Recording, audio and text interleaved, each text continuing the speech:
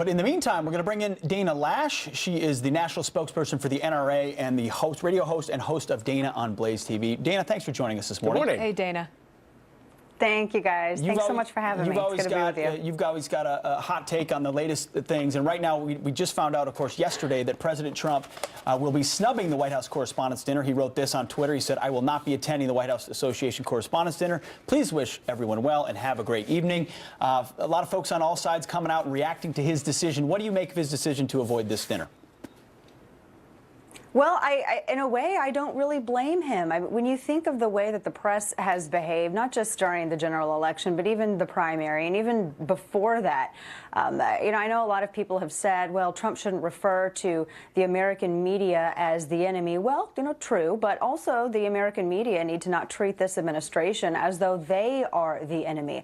A lot of people don't seem to have realized that November 8th happened for a reason. And interestingly enough, the reason that it happened is the very thing that our brethren across the political aisle keep doubling down on. The media has engaged in a bit of malpractice, and they do like this access. They do like it. I always think it's interesting. I kind of joke and say the White House Correspondents' Dinner is like the Oscars red carpet for the people who really aren't qualified or good enough to act, and so they go to the red carpet for the White House Correspondents' Dinner. And they get all the attention they've been waiting for. They love it. They loved it when it was Obama, but now now they're all angry, and everyone still has, I guess, is bitter over November 8th. So I don't really blame him, because of the way the press has been behaving. There's one thing to hold someone accountable, and then there's one thing to just be unjustifiably malicious and spread propaganda. Well, let's get your take on something that's unfolding up in Massachusetts. Elizabeth Warren, she's been at the airport. She was with the bullhorn there talking about the immigration ban and the refugee ban from the White House. She was very vocal about it. And then you heard hearing this morning from some veterans who we had on our show earlier this morning, and wishing that she would do the same thing for our veterans in Massachusetts that she's doing for immigration outrage. Take a listen to them from earlier. There's hundreds of veterans that die every day, whether it's through illness, old age, or suicide. Why don't we address those problems first? Then we'll worry about other people coming into our country. Elizabeth Warren and people like her seem to have a very hard time understanding the difference between legal and illegal. Again, it seems to be the fact that she's more interested in creating political theater than she is for actually helping Americans. How about you help the people that are standing in line? Absolutely. Some people that are here legally that are trying to obtain their citizenship. And how about you run to the microphones and help the veterans that provided you the opportunity to speak this way? Dana, where's the microphones and the bullhorns for the vets when they instead of the illegal immigrants? Exactly. Exactly. They hit the nail on the head with this.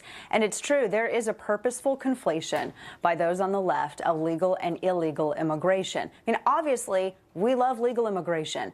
We just think that there's a process through which you should enter the country. And it's not unlike any other country that is out there. There are countries that have far more strict regulations where it concerns immigrating into their country. But for some reason, the United States isn't afforded the courtesy of our own sovereignty, which is unfortunate. But no, there's a true difference. It's illegal immigration that is the problem. We should be able to track those who are entering our country for the safety of our citizens, and that's the top priority of our government. Now, as far as these veterans, it's heartbreaking when we consider all of everything is still happening. No one was fired at the VA. People received bonuses even, and here their problem is swept under the rug, and the consideration and priority is given to people who are not citizens and don't have enough respect for the country to enter legally. And it breaks the heart. I wish Elizabeth Warren would use her influence as a senator to help these veterans as much as she is out here doing this for illegal immigration. Yeah, it was a really powerful segment this morning, and just highlighting how important that issue is. One of your thoughts as well. Tuesday, we're going to hear from President Trump giving a speech to Congress, his version of the State of the Union. Also, a chance to speak to the American people, talking about the promises that he has made on the campaign trail, the ones that he's working on, and needs Congress in order to get a lot of this stuff done. What do you personally hope to hear from him? We're hearing it's going to be a lot on the economy, but what are you hoping to hear? Right. Well, it is going to be a lot on the economy, and that's something he's absolutely going to have to do. I know the budget reform, tax cuts. I know people are really hoping to hear more about Obamacare, which really affected the economy. I, for one, obviously, I would love to hear something about national reciprocity or the Hearing Protection Act, which I know that members of Congress are already making strides towards. So that's encouraging to see. I have a fantasy football list, a list of things that I would love to see him hit. But you know, I'm encouraged because you know, the primary was very bitter. The general election was bitter between Republicans and Democrats.